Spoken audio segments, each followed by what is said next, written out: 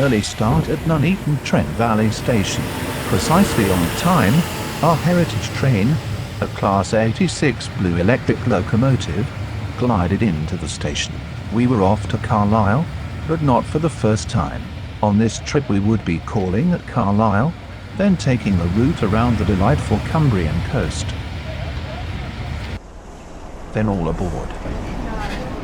And we're off, so relax and enjoy the journey up to Carlisle on these very comfortable heritage coaches. Our 1960s built Class 86 electric locomotive was soon peaking at 90 miles per hour, and crew would be soon reached.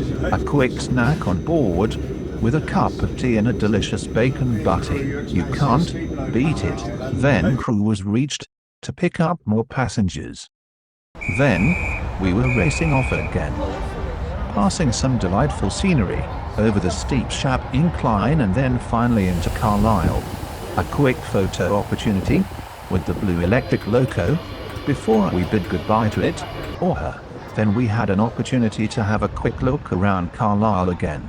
The city has a bustling shopping centre with stores, many of which have been lost in towns in other parts of the country. Still, we were not there for shopping. It was back to the station. What awaited us was a rare sight for the enthusiast's eyes. A Southern Region Battle of Britain class loco, named Tangmere, which played a pivotal role in the Second World War.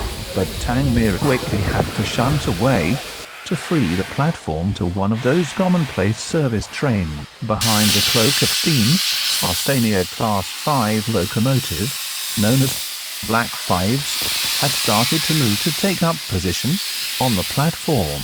18 of these huge locos have survived and are still in service on heritage lines today. This loco was going to use its power to haul our train around the Cambrian coast. Unfortunately, there was no time for photos, as the train had to be off to free up the platform for awaiting traffic. So, we were going to complete a circular tour from Carlisle to around the Cumbrian coast.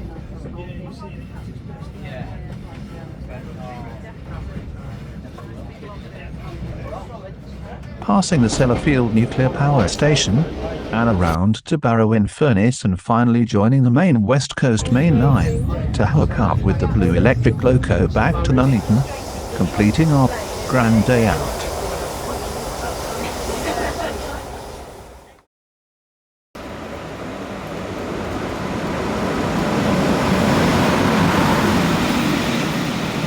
Then, at a later date we were off again, this time for a special occasion. In fact, we were travelling first class, dining of course, Mrs. Bucket, Bouquet, with a Bucks Fizz starter, followed by cereals, then a full English breakfast was served with all the trimmings. Then, we settled back in these comfortable seats to enjoy the journey north. This time, we were turning right just before Carlisle, onto the line to Settle, where we had a scheduled stop at Appleby in Westmoreland.